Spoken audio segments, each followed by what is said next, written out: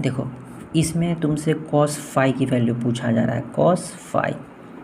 देखो अगर cos phi पूछा जा रहा है तो cos फाई में तो लिख सकते हैं c बाई ये सी डी, लेकिन ना c की वैल्यू पता है ना सी डी की वैल्यू पता है, पता तो इस ट्रायंगल में वैल्यू पता है, तो कोई दिक्कत नहीं। इस cos फाई को तुमको ट्रांसपोज करके चेंज करके ट्रांसफॉर्म करके इस में आना पड़ेगा, इस वाले में। तो इस वाले में कैसे आएंगे, जैसे cos फाई है तो इसके बदले हम इसके रेफरेंस में कुछ लिख सकते हैं, तो लिख सकते हैं। देखो कैसे, क्योंकि पूरा 180 होता है, पूरा क्या होता है 180।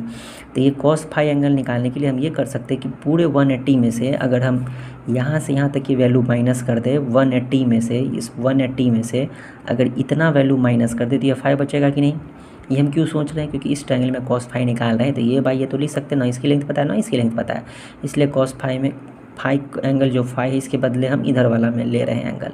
क्या ले रहे हैं, देखो फाई के बदले हम एंगल बदल के लिख सकते हैं, तो क्या लिख सकते हैं, ये लिख सकते हैं कि इस पूरे 180 में से, ये स्ट्रेट लाइन है तो ये पूरा तो 180 है, तो 180 में से हम अगर ये यहाँ से यहाँ तक, तो 180 में से क्या माइनस करना पड़ेगा 90, और इधर वाला थीटा ये माइनस करेंगे तो फाई आएगा कि नहीं आएगा।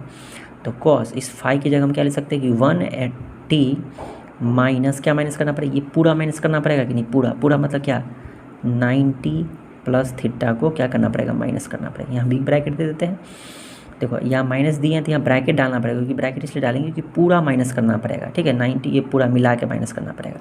यहाँ देखो फिगर से ही समझ जाओगे कि यहाँ से यहाँ तक 180 है, तो इस फाई के बदले हम इस 180 में से इतना दूर माइनस कर देंगे, पूरे में से इतना माइनस करेंगे तो फाई ही निकलेगा ना, तो फाई के बदले ये भी लिख सकते हैं। अब देखो इस ब्रैकेट के अंदर 180 माइनस ब्रैकेट माइनस मल्टीप्लाई करना पड़ेगा ना, तब माइनस 90 माइनस थीटा, ठीक है।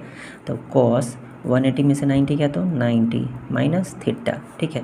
अब देखो cos 90 minus theta, complementary angles में पढ़े थे कि 90 माइनस थीटा है तो cos का क्या हो जाता है साइन, और यहाँ जो एंगल थीटा रहेगा थीटा होगा कि नहीं साइन थीटा।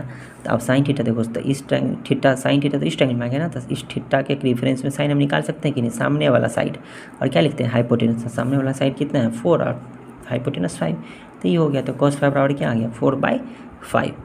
बात समझ में आई।